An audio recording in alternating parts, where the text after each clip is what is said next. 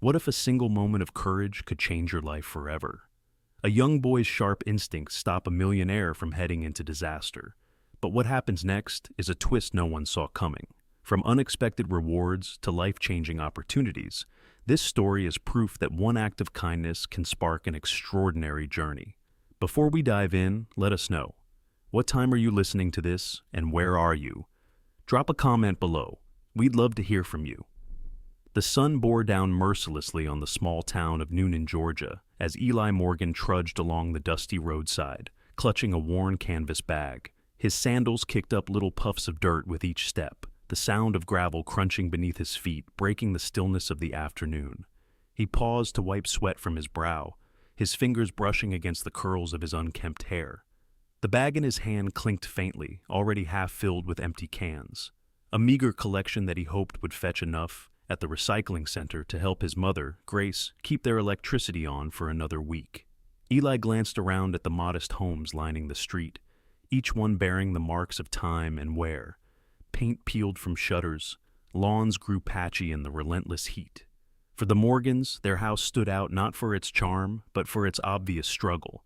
Sagging porch steps, mismatched window panes, and a yard where grass fought a losing battle against encroaching weeds. It wasn't much, but it was home. As he neared the corner store, Eli's steps faltered. He caught sight of a couple of teenagers leaning against the wall, their laughter sharp and cutting. One of them, Noah Mason, was pointing in his direction. "Look who's out collecting cans again," Noah sneered, loud enough for Eli to hear. Eli's face burned, but he kept his head down and quickened his pace. He'd learned long ago that confrontation only made things worse. The taunts followed him like shadows, but Eli focused instead on his goal. Every can he collected was another step closer to keeping the lights on at home, another small victory against the relentless tide of bills that threatened to drown his family. Inside the house, Grace was hunched over the kitchen table, her fingers nervously flipping through a stack of bills. The tension in the air was palpable, as if the house itself held its breath alongside her. Eli stepped through the creaky screen door, the sound breaking her concentration. "Hey, Mom," he said softly, setting his bag of cans by the door. Grace looked up, her eyes tired but kind. "Hey, sweetheart, you're back early." Eli shrugged, not wanting to tell her about the encounter with Noah. "Got a good haul today," he offered instead, trying to sound cheerful. Grace managed a small smile. "That's good, honey." She turned her gaze back to the stack of papers in front of her, her expression clouding again. "But it's not going to be enough." She held up a bright orange notice, the words, "Final Warning," printed in bold letters across the top. "They're cutting off the electricity in 3 days if we don't pay." Eli's chest tightened as he stared at the paper. He hated seeing the worry etched into his mother's face, the way it seemed to weigh her down. Grace had always been strong, stronger than anyone he knew. Since his dad left years ago, she'd done everything to keep them afloat, juggling jobs at the local diner and laundromat. But even she couldn't stretch a dollar farther than it was meant to go. "I'll go out again tomorrow," Eli said quickly. "Maybe I can get more cans or, I don't know, something." Grace reached across the table, resting a hand on his arm. "You're already doing so much, Eli. It's not your job to fix this." Her voice wavered, but she forced a smile. "We'll figure something out." Eli nodded, though he didn't believe her. He excused himself and retreated to his small room at the back of the house. The walls were bare, save for a single shelf holding a few dog-eared books and his sketch pad. He flopped onto his bed, a mattress that had seen better days, and reached for the pad and pencil on the floor. Drawing had always been his escape. The lines and shapes on the page made the world quieter, simpler. He began sketching a house, not their house, but the kind of home he dreamed of building one day. Big windows, a wraparound porch, a garden full of flowers, a place where he and his mom could finally breathe easy. The sound of footsteps outside his door startled him, and he quickly closed the sketch pad as Grace appeared in the doorway. "Food's ready," she said softly. They ate in near silence, the only sounds the clinking of silverware and the hum of the ceiling fan. Grace had made their usual, rice and beans, stretched thin to last another day. Eli tried not to think about the stack of bills on the table, the orange notice glaring at him like a warning light. Later that evening, as the sun dipped below the horizon, Eli sat on the porch steps, staring out at the quiet street. Fireflies flickered in the humid air, their tiny lights dancing like hopeful sparks in the darkness. He thought about the house and his sketch pad, about the life he wanted to create for his mom. But those thoughts felt so far away, buried beneath the weight of reality. In that moment, Eli didn't know how things could possibly get better. He just knew he had to keep trying. Eli woke the next morning to the soft hum of cicadas outside his window. The sunlight poured in through the thin curtains, warming the small room. He sat up, rubbing his eyes, and glanced at his sketch pad lying on the floor where he had left it the night before. For a moment, he let himself imagine a better life, a life where his sketches weren't just dreams, but something real. But reality came rushing back when he heard his mom in the kitchen, the sound of clinking dishes a sure sign she was trying to make something from nothing. Eli got dressed quickly and made his way down the hall. Grace looked up as he entered, giving him a weary smile. "Morning," she said, sliding a plate of toast onto the table. "Morning," Eli replied, his stomach sinking as he caught sight of the stack of bills still sitting there. He knew they hadn't gone anywhere overnight, but seeing them again made his chest feel heavy. "I'll head out soon," he said after a moment. "Try to get more cans." Grace paused, her hand on the back of a chair. "Eli, you don't have to." "I want to," he interrupted gently. He didn't want to argue, he just wanted to help. Grace sighed, but nodded, her face softening. "Okay, just be careful." Eli grabbed his bag and headed out, the heat already thick in the air despite the early hour. As he walked through town, he passed the gas station on Main Street, its faded sign buzzing faintly above the pumps. It wasn't much more than a few old tanks and a convenience store, but it was always busy, with cars coming and going from the highway. Eli stopped to search the trash bins near the station, hoping to add to his haul. As he worked, he noticed a sleek black car pull up to one of the pumps. It was the kind of car that made people stop and stare, its glossy finish catching the sunlight like a polished gem. Eli froze for a moment, staring at the car's shiny rims and dark-tinted windows. He had never seen anything like it, not in a town like this. The driver stepped out, a man in a sharp suit that looked entirely out of place against the cracked pavement and dusty surroundings. He adjusted his tie and headed into the store, his polished shoes clicking on the concrete. Eli couldn't help but wonder who he was and what had brought him to Noonan. As Eli turned back to the bins, something else caught his eye. Near the rear tire of the black car, a man crouched low, his movements quick and deliberate. He was wearing a baseball cap pulled low over his face, and his hands worked at something beneath the car. Eli squinted, his heart beginning to race, as he realized the man was tampering with the brakes. Eli's first instinct was to look away, to pretend he hadn't seen anything. His mom's voice echoed in his mind. "Stay out of trouble, Eli. We can't afford any more problems." But the thought of the man in the suit climbing back into that car, completely unaware of what had been done, made Eli's stomach twist. He swallowed hard, his mouth dry, and took a step forward. "Hey!" he shouted, his voice cracking slightly. "Hey, mister!"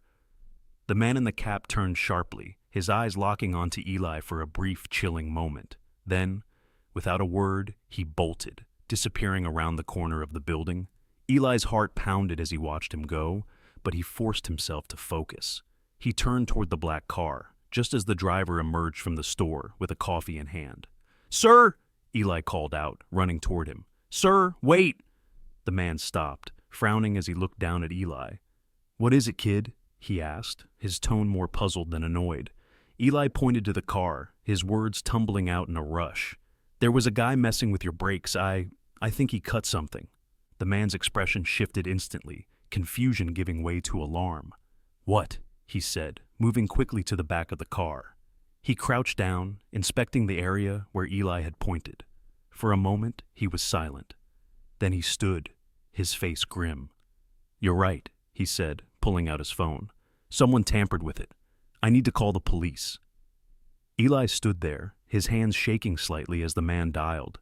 He felt a strange mix of pride and fear, his mind racing with the implications of what he had just done. What if the man in the cap came back? What if he was angry that Eli had spoken up? A few minutes later, the wail of a siren broke through the air as a police car pulled into the station. Two officers stepped out, their expressions serious. The driver explained what had happened, gesturing to Eli as he spoke.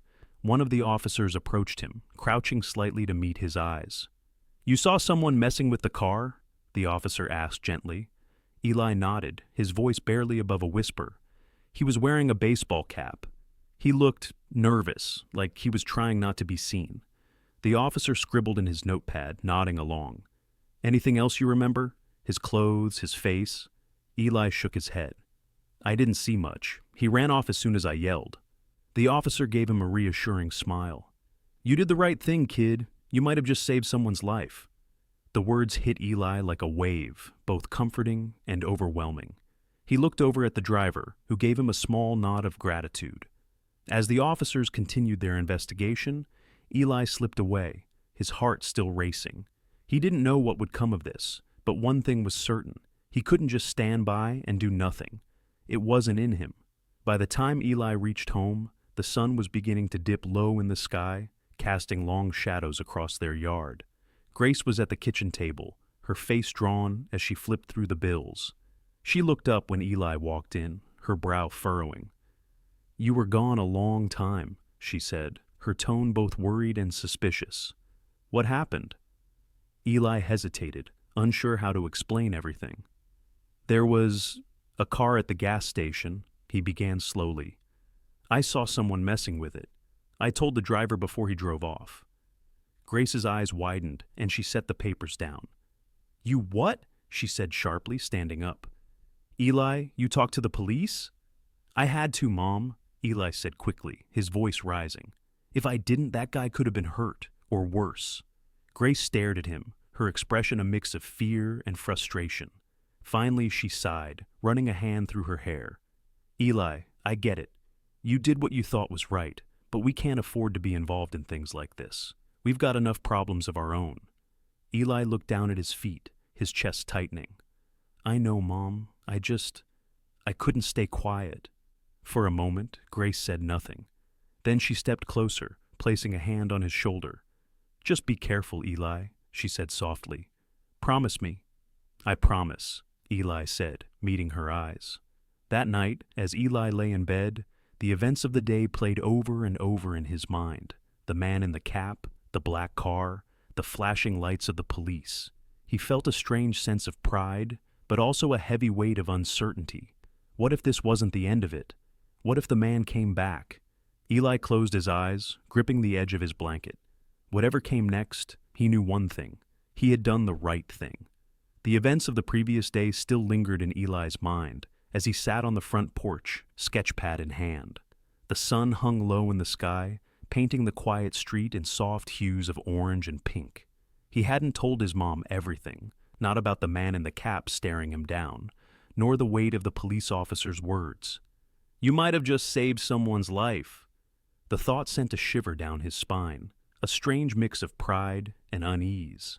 Inside, Grace shuffled through the kitchen, preparing yet another meal stretched thin by their circumstances. Eli could hear the clatter of pots and pans, her movements sharper than usual. He knew she was still worried, not just about the bills, but about what his involvement at the gas station might bring. Suddenly, the distant rumble of an engine broke through the stillness. Eli looked up and froze. The sleek black car from the gas station was pulling into their driveway. His heart thumped loudly in his chest as the driver's side door opened, and the man in the sharp suit, Travis Colton, stepped out. "Eli!" Grace's voice rang out from the doorway, sharp and concerned. She had noticed the car too, her eyes narrowing as she wiped her hands on a dish towel. "Who is that?" I think it's the guy from the gas station," Eli said hesitantly, standing up. Grace stepped onto the porch just as Travis approached, his polished shoes crunching softly on the gravel. He held a bouquet of flowers in one hand and a small envelope in the other. Despite his formal appearance, there was an approachable warmth in his smile as he stopped at the bottom of the porch steps. "Good evening," Travis began, his deep voice carrying an air of sincerity. "You must be Eli's mother, Grace, right?" Grace glanced at Eli, then back at Travis, her expression guarded. "That's right," she said. "And you are?" "Travis Colton," he said, extending a hand. "Your son saved me from what could have been a very dangerous situation yesterday. I wanted to thank him, and you, personally." Grace hesitated before shaking his hand. "Well, I'm glad he could help," she said, her tone polite but wary. "But I'm not sure what there is to thank us for. He just did what anyone would have done." Travis smiled, his gaze shifting to Eli. Not everyone would have had the courage to speak up, especially a kid his age. He didn't just save me, he might have saved other lives too. Eli felt his cheeks flush under Travis's praise. He shifted uncomfortably, unsure of what to say. Travis held out the envelope, his expression serious now. "I wanted to offer this as a token of my gratitude. It's not much, but I hope it can help in some small way." Grace's eyes immediately hardened. "We don't take handouts, Mr. Colton," she said firmly, folding her arms across her chest. "We're doing just fine." Eli's stomach twisted. He knew they weren't fine. He knew that every dollar in that envelope could mean the difference between keeping the lights on or sitting in the dark. "It's not charity," Travis said gently. "It's a thank you. What your son did was brave, and it means more to me than I can put into words." Grace hesitated, her jaw tightening. Finally, she reached out and took the flowers, but left the envelope untouched. "Thank you for the flowers," she said, her tone still stiff. "But we can't accept the money." Eli's chest tightened with frustration. He wanted to protest, to tell his mom that this was their chance to catch a break, but the look on her face stopped him. Travis, sensing the tension, nodded slowly. "I understand," he said, his voice kind but firm. "If you ever change your mind, the offer still stands." He reached into his pocket and pulled out a business card, handing it to Eli. "And if you ever need anything at all, you can call me." Eli took the card, his fingers trembling slightly. He looked up at Travis, unsure how to respond. "Thank you, Mr. Colton," he said quietly. Travis gave him a small smile before turning to Grace. "You've raised a remarkable son," he said. "I hope you're proud of him." With that, he stepped back toward his car, his presence as calm and composed as when he arrived.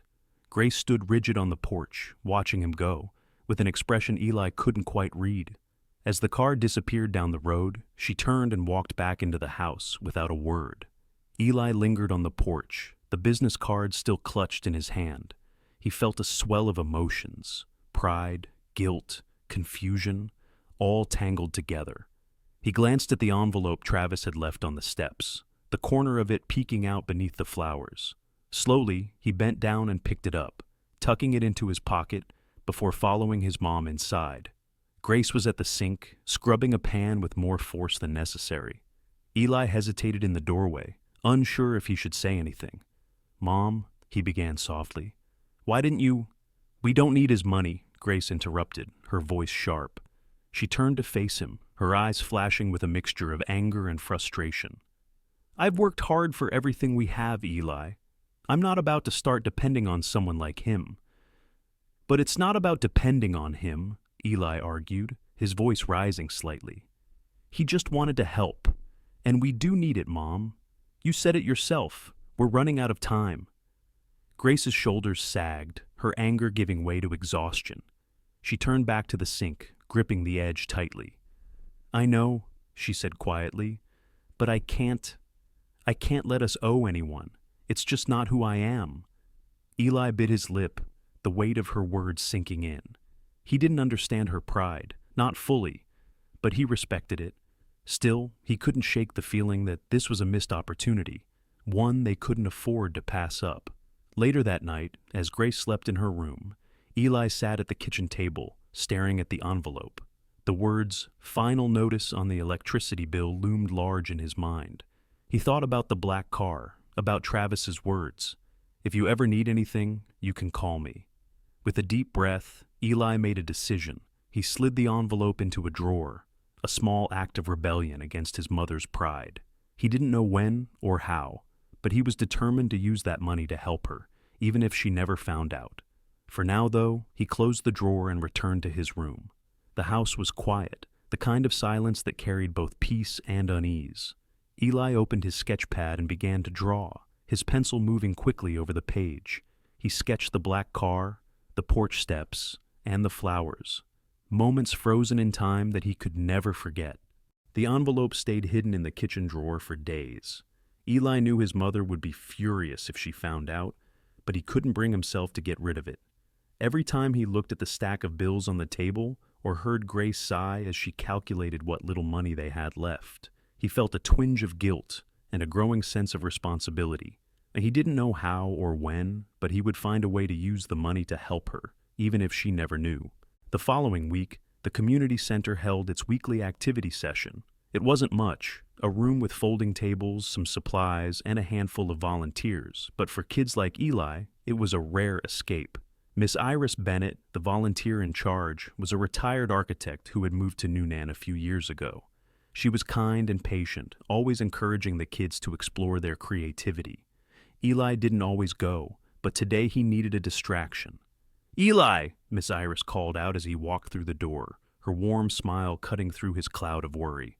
"It's good to see you, dear. Come on in." Eli nodded shyly, clutching his sketch pad as he found a seat near the window. Around him, kids were chatting, laughing, and working on various crafts. He flipped open his sketch pad and started drawing.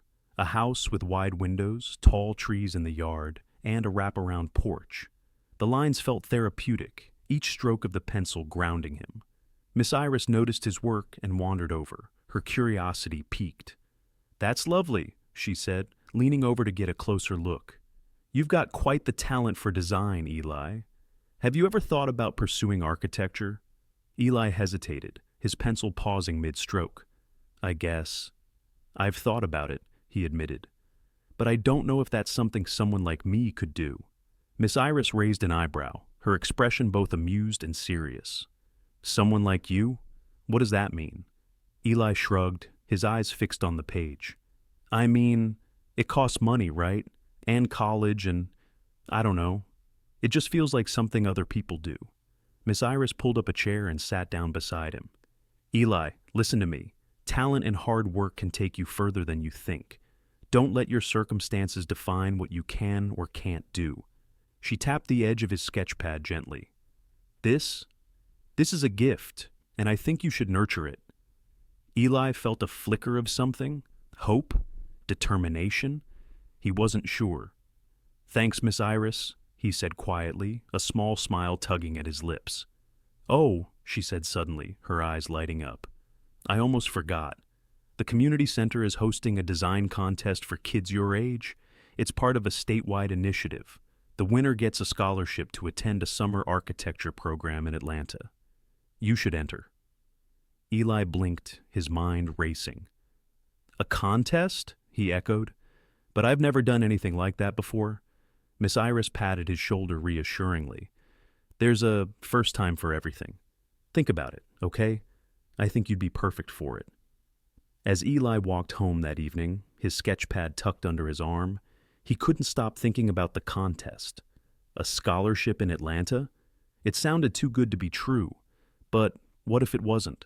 What if, for once, something good could happen to him? Not just to survive, but to dream. When he reached the house, Grace was in the kitchen, peeling potatoes for dinner. She looked up as he walked in, her expression softening. "You're home late," she said. "Everything okay?" "Yeah," Eli replied, setting his sketch pad on the table. "I was at the community center. Miss Iris told me about a contest." Grace paused, her hands stilling. "A contest? For designing a house," Eli explained, his voice growing more animated. "The winner gets a scholarship to a summer program in Atlanta." Grace's brow furrowed, and for a moment, Eli braced himself for her skepticism. But instead, she nodded slowly. "That sounds amazing, Eli.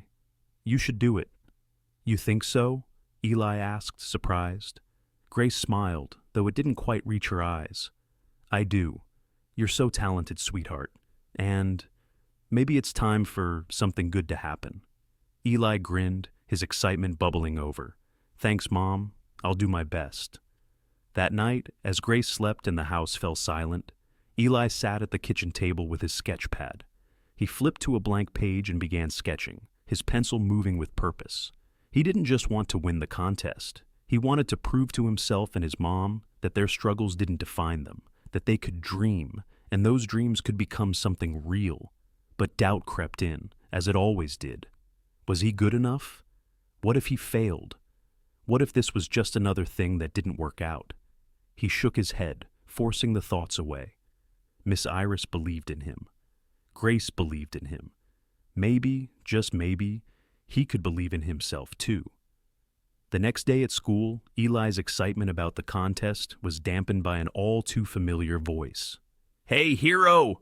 Noah Mason called out, leaning against the lockers with his usual smirk. "Saving lives and winning contests now, huh?" Eli clenched his jaw, refusing to rise to the bait. He walked past Noah without a word, but the other boy wasn't done. "You think you're better than us just because some rich guy likes you?" Noah sneered. "Newsflash, Eli. You're still just a poor kid with nothing."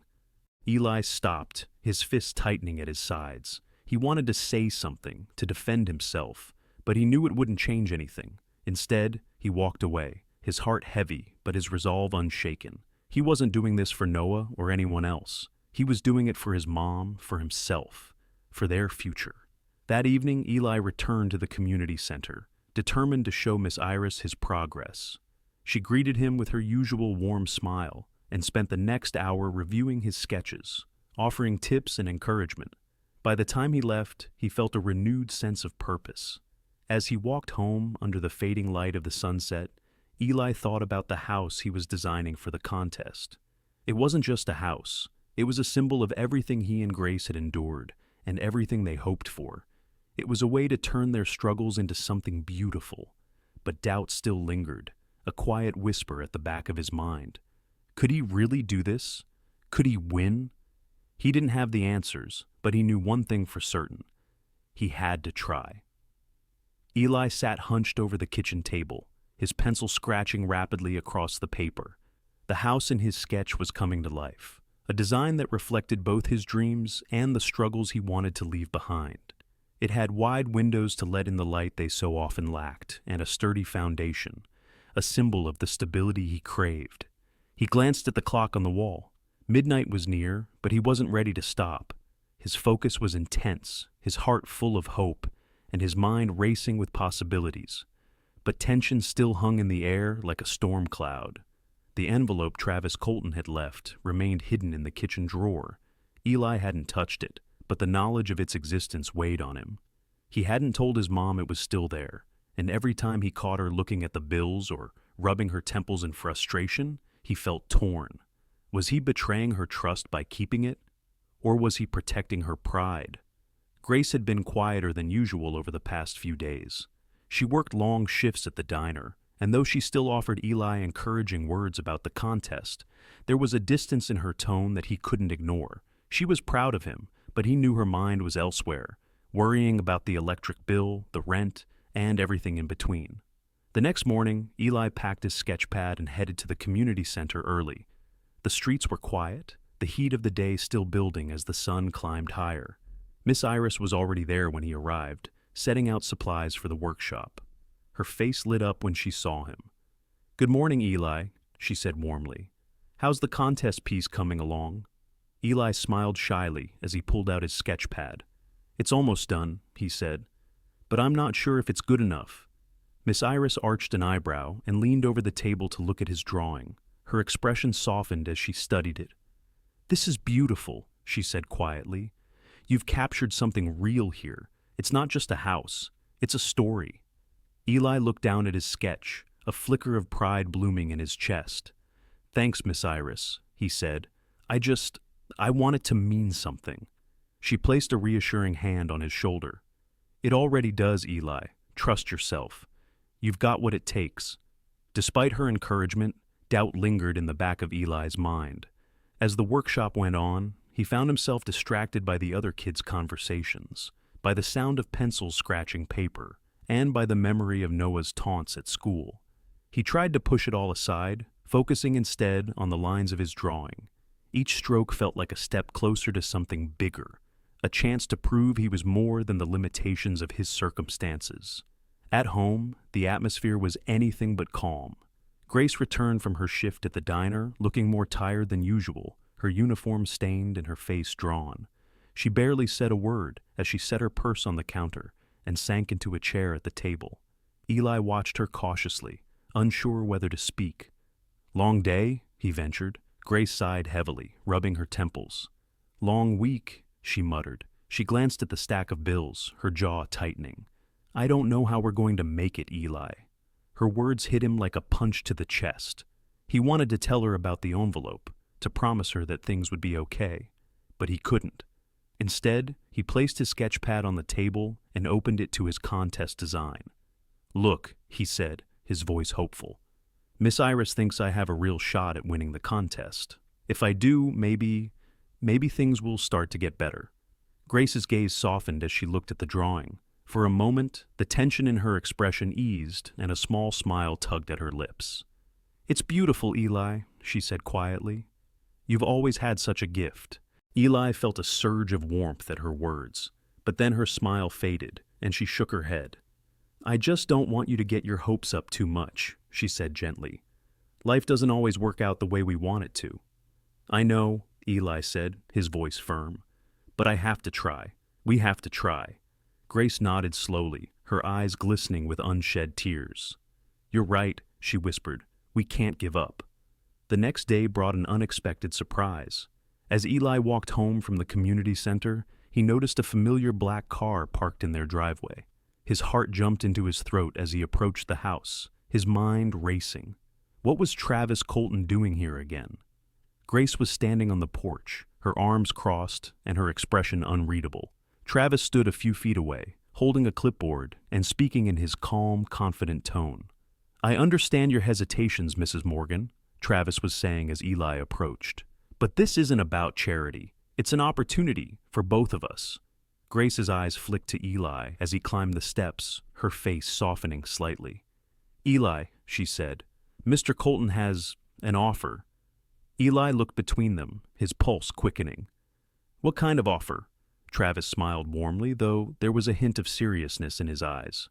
"I'm expanding my business here in Newnan, and I need someone I can trust to help manage my properties. Mrs. Morgan, your experience at the diner and your reputation in town make you the perfect candidate. It's a steady job, with benefits, and no strings attached." Eli's eyes widened as he looked at his mom. "Mom, that's amazing," he said, unable to hide his excitement. "You should do it." Grace hesitated, her arms tightening across her chest. "I don't know," she said quietly. "I'm not sure if it's the right move." "Mom," Eli said gently, stepping closer, "you've worked so hard for so long. Maybe it's time to let someone help you." Grace looked at him, her eyes searching his face. Finally, she let out a long breath and turned back to Travis. "I'll think about it," she said, her voice firm but not dismissive. "That's all I ask," Travis said with a nod. He handed her a card with his contact information. "Take your time, and if you have any questions, don't hesitate to reach out." That evening, as the house settled into its usual quiet, Eli sat at the table with Grace, going over the details of Travis's offer. It was a glimmer of hope, but it came with doubts and fears. Could they trust him? Was it too good to be true? Eli didn't have the answers, but he knew one thing. They couldn't afford to let their pride hold them back any longer. As the night deepened, Eli returned to his sketch pad, his pencil moving with renewed determination. The house he was designing wasn't just for the contest anymore. It was a symbol of everything he and Grace had been through, and everything they hoped to achieve. Each line was a promise to himself. They wouldn't just survive, they would thrive. The morning was overcast as Eli walked to the community center, his sketch pad clutched tightly in his hands. The air carried a cool breeze, a rare relief from the Georgia heat. Grace had seen him off with an encouraging smile, though her eyes betrayed the worry she always carried. "Good luck," she had said. "You've already done something amazing, no matter what happens." Eli repeated her words to himself as he neared the building, the sight of other kids entering with their own designs making his stomach twist. He wasn't the only one with talent or dreams, and the weight of the competition hit him all at once. What if his work wasn't good enough? "Eli!" Miss Iris's familiar voice broke through his thoughts. She was standing near the entrance, her warm smile as steadying as ever. "You made it. Let me see that design of yours." Eli handed her the sketch pad, his hands trembling slightly. Miss Iris flipped through the pages, her eyes lighting up with pride. "This is remarkable," she said, her tone filled with genuine admiration. "You've done more than create a house. You've told a story." Her words gave Eli a small boost of confidence as he followed her inside. The room buzzed with energy, the walls lined with tables where kids were displaying their work. Eli found an empty spot and carefully set his sketch pad down, glancing around at the competition. Some designs were simple, while others were intricate, filled with vibrant colors and bold ideas. As he arranged his display, a familiar voice made him tense. "Well, well, if it isn't our little hero," Noah sneered, sauntering over with a smug grin. "Here to show off your masterpiece?" Eli straightened his shoulders, refusing to let Noah's taunts get to him. "I'm just here to do my best," he said simply, keeping his voice steady. Noah scoffed, leaning over to peer at Eli's design. "This? It's just a house. Where's the excitement, the flair? You really think this is going to win?" Eli's jaw tightened, but before he could respond, Miss Iris appeared at his side. Her presence was like a shield, and Noah quickly backed off, muttering something under his breath as he walked away. "Don't let him get to you," Miss Iris said softly. "Your work speaks for itself." Eli nodded, though the knot in his stomach remained.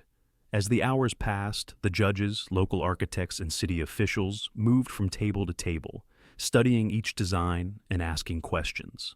When they finally reached Eli's, his heart pounded so loudly he thought they might hear it.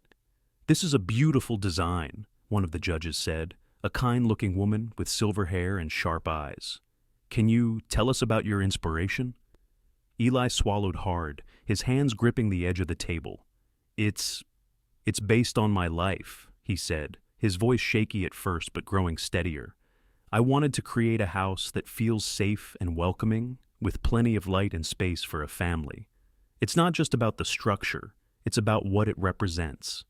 The judges nodded thoughtfully, their expressions encouraging. They asked a few more questions about the technical aspects of his design, and Eli answered as best as he could. When they moved on, he let out a breath he hadn't realized he was holding. By the time the judging was over, the room was buzzing with nervous energy. Miss Iris gathered the kids near the stage, where the judges prepared to announce the winners. Eli stood among them, his hands clenched at his sides as he tried to steady his breathing. "And now," the lead judge began, her voice carrying through the room, "we'd like to announce the winner of this year's Community Architecture Contest. This design stood out not only for its creativity and technical skill, but for the heart and story behind it." Eli's chest tightened as she opened the envelope, the pause before the name feeling like an eternity. "The winner is Eli Morgan." The room erupted into applause, but Eli barely heard it. His mind went blank for a moment, disbelief washing over him. Miss Iris nudged him gently. "Go on, Eli," she whispered, her voice filled with pride. He stepped forward, his legs feeling unsteady as he climbed onto the stage. The judge handed him a certificate and a small trophy, her smile warm. "Congratulations, Eli," she said.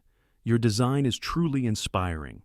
Eli mumbled a thank you, his voice barely audible over the applause. As he looked out at the crowd, he spotted Grace standing at the back of the room, tears glistening in her eyes. She gave him a small wave, her expression a mix of pride and relief. That evening, the house felt lighter than it had in years. Grace made spaghetti for dinner, a rare treat, and the two of them sat at the table, the certificate propped up in the center like a beacon of hope. "I'm so proud of you, Eli," Grace said, her voice thick with emotion. "You've worked so hard for this." Eli smiled, though his thoughts were already racing ahead. The scholarship to the summer program in Atlanta wasn't just an opportunity. It was a way to start building the future he had dreamed of. But it also meant leaving Grace behind for a while, and the thought filled him with both excitement and guilt. "Mom," he said hesitantly, "what if I go to Atlanta? What if I don't come back?" Grace reached across the table and took his hand, her grip firm but gentle. "Eli, I want you to have every opportunity you deserve. If that means leaving, then that's what you have to do. You're not just doing this for you, you're doing it for both of us." Her words stayed with him long after the dishes were washed and the lights turned off. As he lay in bed that night, staring at the ceiling, he felt a surge of determination. The contest was just the beginning. There were still challenges ahead, doubts to silence, obstacles to overcome. But for the first time in a long time, he felt like he was moving towards something real. Eli picked up his sketch pad from the floor and flipped to a blank page. He began to draw, his pencil moving with purpose. This time, it wasn't just a house he was sketching, it was a future, bright and full of promise. The days following Eli's win at the design contest had been a whirlwind of excitement and hope. Grace had kept his certificate propped up on the kitchen table like a trophy, a constant reminder of what determination and talent could achieve. For Eli, it felt like his life was beginning to take a new direction, one filled with opportunities he'd only dared to imagine. But a sense of unease still lingered, a shadow that refused to dissipate completely. It wasn't until a late afternoon at the gas station that this shadow took form. Eli had returned to the gas station for one of his routine stops. This time, it wasn't to collect cans, but to clear his head. The faint smell of gasoline and the rhythmic hum of cars pulling in and out provided a strange sort of comfort. He leaned against the corner of the building, sketchpad tucked under his arm, when a voice he hadn't heard in weeks broke the monotony. "Well, if it isn't the little snitch." Eli froze, his heart lurching as he turned toward the source of the voice. Blake Mason stood near the edge of the lot, his cap pulled low over his eyes and his posture rigid with tension. He looked older, more weathered than Eli remembered, but his presence was as intimidating as ever. "What do you want?" Eli asked, his voice steady despite the knot forming in his stomach. Blake took a step closer, his lips curling into a sneer. "You should have kept your mouth shut, kid. You think you're a hero? You think you've won?" His voice was low and venomous, each word dripping with malice. Eli tightened his grip on his sketchpad, his mind racing. "I just told the truth," he said firmly. "You were the one doing something wrong." Blake's face darkened, and he took another step forward. "You don't understand how things work, do you? People like me, we don't forget. And we don't forgive." Eli's pulse quickened, but he refused to back down. "You can't scare me," he said, though his trembling hands betrayed his nerves. "Oh, I think I can," Blake hissed, closing the distance between them. "You're going to regret sticking your nose where it doesn't belong." Before Eli could respond, the unmistakable sound of a car pulling into the lot interrupted the confrontation. Both he and Blake turned to see Travis Colton stepping out of his sleek black car, his sharp suit a stark contrast to the gritty surroundings. His eyes immediately landed on Eli, then shifted to Blake, narrowing with recognition. "Is there a problem here?" Travis's voice was calm but commanding, carrying an authority that made Blake stiffen. Blake's sneer faltered for a moment before he forced a laugh. "No problem at all," he said, though his tone lacked conviction. "Just having a little chat with the boy." Travis stepped closer, his expression unyielding. "It didn't sound like a chat to me," he said. "Eli, are you all right?" Eli nodded, though his throat felt tight. "I'm fine," he said, his voice quieter than he intended. Travis turned his full attention to Blake, his presence looming. "I suggest you leave," he said, his tone leaving no room for argument. "Before you make things worse for yourself." Blake hesitated, his jaw tightening as he glanced between Travis and Eli. For a moment it seemed like he might argue, but then he let out a growl of frustration and turned on his heel, stalking away toward the edge of the lot. "Hey!" Travis called after him, his voice sharper now. "You're not going anywhere!" Eli watched in shock as Travis pulled out his phone and dialed quickly. Within moments, the sound of sirens filled the air, growing louder as a police car pulled into the lot. Blake froze mid-step, his body rigid as the officers exited their vehicle. "What's going on here?" one of the officers asked, his eyes scanning the scene. Travis stepped forward, his demeanor steady. "This man has been harassing the boy," he said, nodding toward Eli. "And he's the one responsible for tampering with my car's brakes. I'm willing to testify." The officers exchanged a glance before approaching Blake, who immediately began protesting. "This is ridiculous. I didn't do anything." "You've been identified by multiple witnesses," one of the officers said firmly, cutting him off. "You're under arrest. Turn around and place your hands behind your back." Eli watched, his heart pounding, as the officers cuffed Blake and led him toward the police car. The weight of the moment pressed heavily on him, a mixture of relief and lingering fear. Once Blake was secured in the back of the car, One of the officers approached Eli and Travis. "We'll need a full statement from both of you," he said, his tone professional but kind. Travis nodded. "Of course," he said. "Eli, I'll stay with you." The statement process took longer than Eli expected, but Travis never left his side. By the time the officers left with Blake in custody, the sun was beginning to set, casting long shadows across the lot. Eli leaned against the wall, his energy drained but his mind racing. "Thank you," he said finally, his voice quiet but sincere, "for stepping in." Travis turned to him, his expression softening. "You don't need to thank me, Eli," he said. "You did the hard part. You stood up for what was right, even when it wasn't easy. That's something not everyone has the courage to do." Eli looked down at his sketch pad, his fingers tracing the edge of the cover. "I didn't feel brave," he admitted. "I was scared." "Being brave doesn't mean you're not scared," Travis said gently. "It means you do what's right anyway. And that's exactly what you did." Eli felt a flicker of warmth at Travis's words, a sense of validation that he hadn't realized he needed. "Thanks," he said again, his voice steadier this time. Travis placed a hand on Eli's shoulder, his grip firm but reassuring. "You've got a bright future ahead of you, Eli," he said. "And if you ever need help getting there, you know where to find me." Eli nodded, his chest swelling with a mix of gratitude and determination. As Travis walked back to his car, Eli watched him go, the weight of the day slowly lifting. For the first time in a long time, he felt like he could breathe freely. When he returned home that evening, Grace was waiting for him on the porch, her expression anxious. "I heard about what happened," she said, pulling him into a tight hug. "Are you okay?" "I'm fine, Mom," Eli said, his voice muffled against her shoulder. "It's over now." Grace pulled back, her eyes searching his face. "You've been through so much," she said softly. "But you've handled it better than most adults would."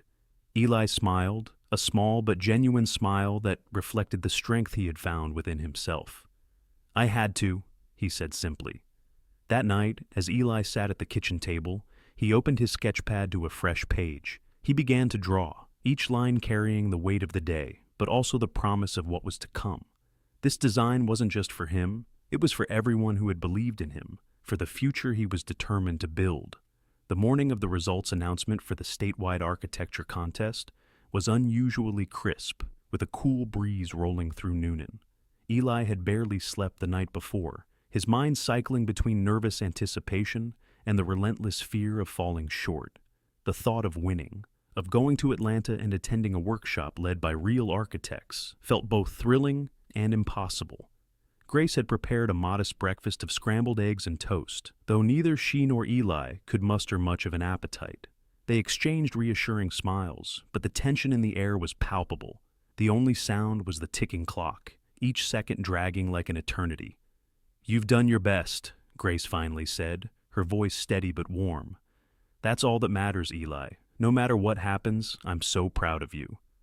Her words soothed some of the knots in Eli's stomach, but he could only nod. He grabbed his sketchpad, holding it tightly like a talisman, and headed to the community center. The center was buzzing with activity. Miss Iris had gone all out, setting up a small celebration in anticipation of the announcement. Streamers hung from the walls, and a table of refreshments sat in one corner. The room was packed with familiar faces, kids who had entered the contest, their families, and even a few town officials. Eli found a spot near the back, preferring to blend into the crowd. His heart pounded as he spotted Noah Mason, leaning casually against a table with his usual smug expression. Eli quickly looked away, refusing to let Noah's presence dampen his mood. Miss Iris took to the small stage at the front of the room, her excitement radiating as she tapped the microphone.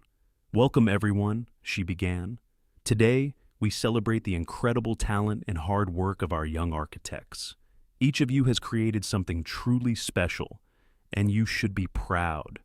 The crowd clapped politely, but the tension was palpable. Miss Iris smiled and gestured toward a projector screen. "Now, let's get to the moment we've all been waiting for. The results." A hush fell over the room as the screen displayed the names of the winners, starting with honorable mentions. Eli gripped the edge of his chair, his breath caught in his throat. When the screen finally revealed the top winner, his name appeared in bold letters: Eli Morgan, winner. The room erupted into applause, but Eli sat frozen for a moment, his eyes wide as he stared at the screen. He felt Miss Iris's hand on his shoulder, gently nudging him forward. "Go on, Eli," she said, her voice full of pride. "You did it!" Eli stood, his legs trembling as he made his way to the stage. The applause seemed distant, drowned out by the rush of blood in his ears. He took the microphone from Miss Iris with shaky hands and faced the crowd. Thank you," he began, his voice cracking slightly. I didn't think this would happen, but I'm so grateful for Miss Iris, for my mom, and for everyone who believed in me. This design isn't just about a house, it's about hope and about how we can all build something better, no matter where we come from." The audience erupted into cheers, and Eli stepped back, overwhelmed by the support. He caught sight of Grace standing near the front, tears streaming down her cheeks as she clapped. Her pride shone like a beacon, steadying him in the moment. That evening, the town hosted a community event at the center to celebrate Eli's victory. It wasn't grand, but it was heartfelt, with neighbors, friends, and even people Eli barely knew coming together to honor his achievement. A banner reading "Congratulations, Eli Morgan" hung across the stage, and the smell of barbecue wafted through the air. Grace was invited to speak, and though she initially hesitated, she eventually stepped onto the stage, clutching the microphone nervously. The room fell silent as she began. "Most of you know me," she said, her voice shaky at first, "and most of you know our story. My son, Eli, and I have been through more challenges than I can count. But through it all, Eli has shown me what it means to persevere. He's taught me that even when life feels impossible, we can keep building, brick by brick, dream by dream." Her voice grew steadier, the emotion in her words resonating with the crowd. "This victory isn't just his. It belongs to everyone who supported us, who believed in us, and it's a reminder that no matter how small or insignificant we feel, we can make a difference." The crowd erupted into applause, and Grace stepped down, wiping tears from her eyes. Eli met her at the edge of the stage, pulling her into a tight hug. "Thank you, Mom," he whispered, "for everything." "You did this, Eli," she replied, her voice thick with emotion. "You made this happen." As the evening continued, Eli found himself surrounded by congratulations and warm wishes. But one encounter stood out. Noah Mason approached him, his usual bravado noticeably absent. "Eli," Noah began, his hands shoved awkwardly into his pockets. "Can we talk?" Eli hesitated, his mind flashing back to the taunts and cruelty. "What do you want, Noah?" he asked cautiously. Noah sighed, shifting uncomfortably. "Look, I know I've been a jerk," he admitted, "and I guess I was jealous. You've done something amazing, and I didn't know how to handle it. I'm sorry." Eli studied him for a moment, searching for sincerity in his expression. "Thanks," he said finally. "I appreciate that." Noah nodded, his gaze dropping. "Maybe we could start over? Be friends?" Eli considered the offer, then extended his hand. "Yeah, maybe we can." They shook hands, a tentative truce forming between them. For the first time, Eli saw Noah not as a rival, but as someone who, like him, was trying to find his way. That night, as Eli sat on the porch with Grace, the events of the day played over in his mind. The scholarship to Atlanta felt like the beginning of something incredible. But what mattered most was the sense of belonging he felt. He wasn't just a boy struggling to get by anymore. He was part of a community that believed in him. "You're going to do great things, Eli," Grace said softly, her hand resting on his shoulder. "I know it." Eli smiled, gazing up at the stars. "I'm going to try, Mom," he said, "for both of us." As the night deepened, Eli felt a quiet certainty settle over him. This wasn't just a victory, it was a foundation, a first step toward the future he was determined to build. Eli stood in front of the towering glass building in downtown Atlanta, his heart pounding as he clutched his sketch pad. The workshop had seemed like a distant dream when he first entered the architecture contest, but now it was real. He was here. He took a deep breath and stepped inside, marveling at the sleek, modern lobby. Students and professionals mingled, their conversations filled with terms and ideas Eli barely understood. For the first time, he felt both excitement and intimidation. The workshop coordinator, a tall woman named Ms. Prescott with a commanding presence and a warm smile, greeted him at the registration desk. "Eli Morgan," she said, scanning her list. "Welcome. We've heard a lot about you." Eli nodded, unsure how to respond. "Thank you," he managed. She handed him a name badge and a folder filled with schedules and workshop details. "Your first session is in Conference Room B," she said. "You'll be working on advanced drafting techniques with Professor Henry Nash. He's one of the best." Eli thanked her again and made his way to the room, his nerves settling slightly as he absorbed the energy of the space. This wasn't just about learning, it was about belonging, and for the first time in his life, he felt like he had earned his place here. Professor Nash was a seasoned architect with a gruff demeanor and an encyclopedic knowledge of design. As Eli settled into the session, he found himself mesmerized by Nash's teachings on balance, structure, and creativity. The professor's insights unlocked new possibilities in Eli's mind, and he began to see his own designs in a new light. During a break, Eli took a chance and approached Professor Nash, sketchpad in hand. "Excuse me, Professor," he said nervously. "I wanted to show you something I've been working on." Nash peered over his glasses at Eli, then at the sketchpad. He gestured for Eli to sit beside him. "Let's see it." Eli opened his sketchpad to the design that had won him the contest, a modest but carefully planned house with wide windows, clean lines, and a wraparound porch. Nash studied it for a long moment, his expression unreadable. "This is good," he said finally, nodding. "Very good. You've got an eye for space and light. But what if you pushed it further?" He flipped to a blank page and began sketching over Eli's design, showing him ways to enhance the structure and add modern elements. Eli watched in awe, absorbing every stroke of the pencil. "Thank you," he said, his voice filled with gratitude. "This means a lot." Nash glanced at him, his gruffness softening. "You've got potential, kid. Don't waste it." The week flew by in a blur of lectures, hands-on projects, and late-night brainstorming sessions. Eli met students from all over the country, each with their own unique style and vision. One of them, a confident girl named Maya with a knack for futuristic designs, quickly became his friend. Together, they bounced ideas off each other, challenging and inspiring one another. By the end of the workshop, Eli felt transformed. He had learned more than he ever thought possible, and his sketchpad was filled with new designs that reflected his growth. On the final day, Ms. Prescott handed each participant a certificate of completion and a personal note of encouragement. "You've got a bright future ahead of you, Eli," she said as she handed him his certificate. "Keep pushing yourself." He nodded, his chest swelling with pride. This was only the beginning. When Eli returned home to Newnan, he found Grace waiting for him on the porch, her smile brighter than he had seen in years. She pulled him into a tight hug, holding him for a long moment. "Welcome home, Eli," she said, her voice thick with emotion. "How was it?"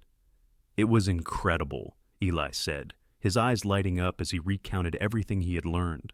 The professors, the projects, the other students. It was like stepping into a whole new world. Grace listened intently, her pride evident in every nod and smile. "I'm so happy for you," she said. "You deserve this." That evening, as they sat down to dinner, Travis Colton arrived unexpectedly. He carried a large, neatly wrapped package, which he set on the kitchen table with a grin. "This is for you, Eli," he said.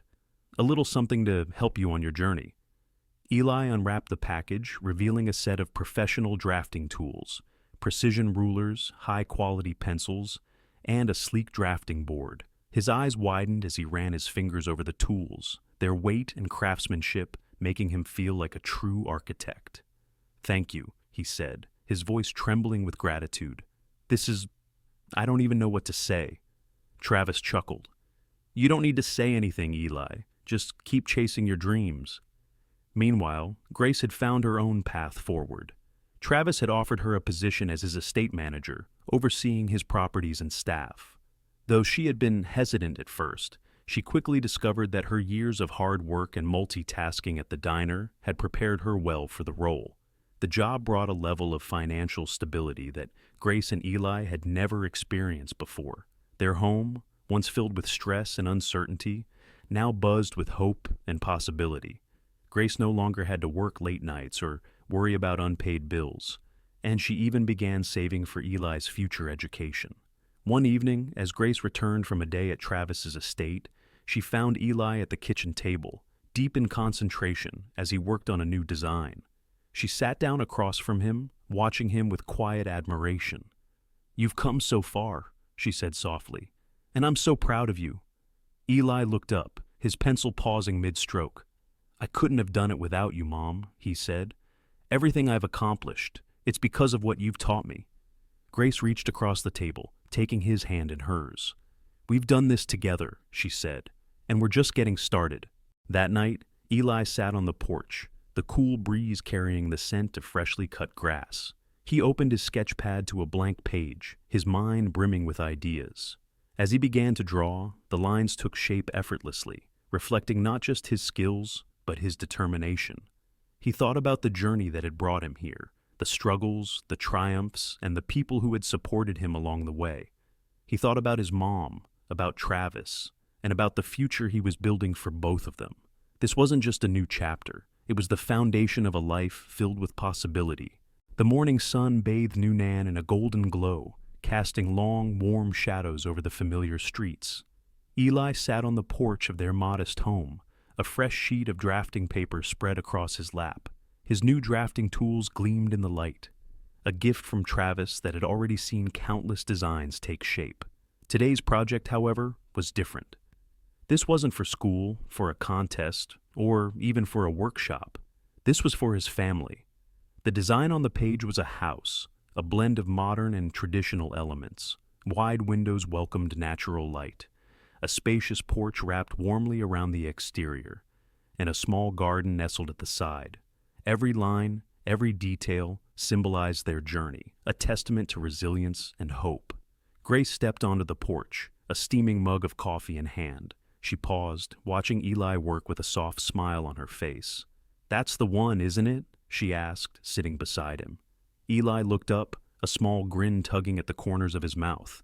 "Yeah," he said. "This is the one. It's for us." Grace's eyes shimmered with emotion as she studied the design. "It's beautiful," she whispered. "You've captured everything, our struggles, our dreams. It's all there." "It's what we've built together," Eli replied. "This house isn't just a place to live. It's a reminder of where we've been and where we're going." Later that day, Travis arrived, parking his sleek black car in front of their home. He had become a fixture in their lives, not just as a benefactor, but as a mentor and friend. He stepped out, carrying a small box under one arm and a thoughtful expression on his face. "Busy at work, I see," Travis said, nodding toward Eli's sketches spread across the table. He set the box down and took a seat beside them. "Always," Eli replied with a grin. He handed Travis the latest design, watching nervously as he studied it. Travis nodded slowly, his expression approving. "You've got talent, Eli, but more than that, you've got heart. That's what makes this design special. It tells a story." Eli's cheeks flushed with pride, but before he could respond, Travis leaned back in his chair, his gaze distant. "You know," Travis began, "I wasn't always where I am now. There was a time when I was just like you, scraping by, dreaming of something better." Eli and Grace exchanged surprised glances. Travis rarely spoke about his past, and his usually confident demeanor seemed softer now.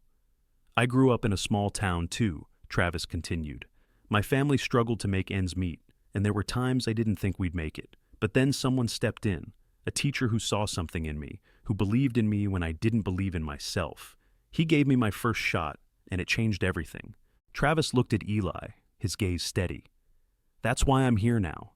I see that same spark in you, and just like someone helped me, I want to pay it forward." Eli felt a lump form in his throat. "Thank you," he said softly, "for everything. I won't let you down." "I know you won't," Travis replied, a small smile tugging at his lips. "And one day, you'll do the same for someone else." Weeks passed, and the town prepared for a celebration in Eli's honor. The community center was abuzz with activity as volunteers decorated the hall and set up tables of food and drink. The event wasn't just about Eli's achievements, it was a testament to the power of resilience, community, and kindness. As the evening unfolded, the hall filled with familiar faces. Miss Iris beamed with pride, greeting guests at the door. Maya, Eli's friend from the Atlanta workshop, had traveled down to join the festivities, her enthusiasm infectious. Even Noah Mason had shown up, offering a sheepish smile and a firm handshake. At the center of it all, Eli stood by a table displaying his designs. He had brought not only his award-winning sketches, but also new ones, projects he hoped to bring to life someday.